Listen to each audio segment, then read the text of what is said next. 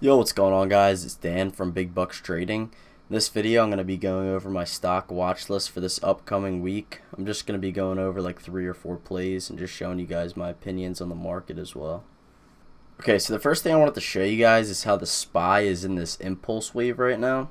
And within an impulse wave, you have 5 waves up. 1, 2, 3, 4, 5. And then we have an extended third wave, which is when you have 5 bigger subwaves within wave 3, and these subwaves can be as big as or even bigger than these regular impulse waves. Okay, so if you guys are a little bit confused about these impulse waves, you can check out my last video. I dive a little bit deeper into it, into the subwaves and what the target prices are, and if you watch that, you'll get a better understanding of what I'm talking about. Okay, so now that these 5 waves did come in, you can see after we finished up our 5th wave, we're making a zigzag correction right now. Within a zigzag correction, you have 5 waves down, and then you have an ABC back up. And your ABC back up can reach any of these retracement levels.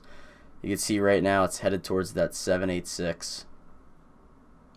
Now, if this C leg does start to get past this 786, I would reconsider my technical analysis, and I would believe that this thing is going to go higher. But as of now, it has not gone past that, so I'm still going to stick to my plan that this thing is going to start making another 5 waves down.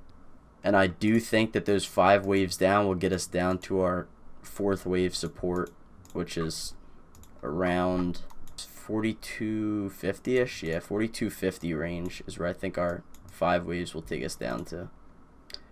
Okay, so another thing is that there's no bullish divergences at the bottom, which makes me think that this is like an illegitimate bounce and that this is just a little dead cat bounce before this thing starts to roll over again. Okay, so I wanted to go over Apple as well. You can see that we bounced off this support area right here.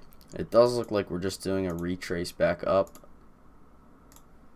You can see we're also making a rising wedge in the 30-minute time frame, which it's still kind of messing around inside here. We have a hidden bearish divergence as well. 4 hour, you have a hanging man, bearish candlestick pattern. Weekly, bearish harami cross. That's also a bearish candlestick pattern. Okay, so I'm kind of looking for this thing to start dumping once it breaks out of this rising wedge. Obviously, we need that confirmation breakout or breakdown. But my target for this one is going to be around 145 area, just around the support level again, is where I think that this thing's going to go to, as long as it breaks down from this wedge. Okay, so the next stock I'm going to be going over is TJX. This is another one for puts. You can see that it's at a resistance level right now. You can see on the 1 hour we're in a rising wedge, which is a bearish pattern. This actually looks cleaner on the 30-minute. Put it on here. Looks a little cleaner. On the 1 hour, you have a bearish divergence. I go over this in my Bitcoin technical analysis video, just what divergences are basically. It's just reversal patterns on the chart. You could also see 4 hour bearish hanging man. So I do think that if this thing breaks down from this rising wedge, this will be looking good for puts, but I would only buy puts if it cleared this supporting trend line right here. Okay, so my first target for TJX is around $72. If it does break that support, it could be an even deeper correction back down to the 69 range, but that's kind of what I'm looking for.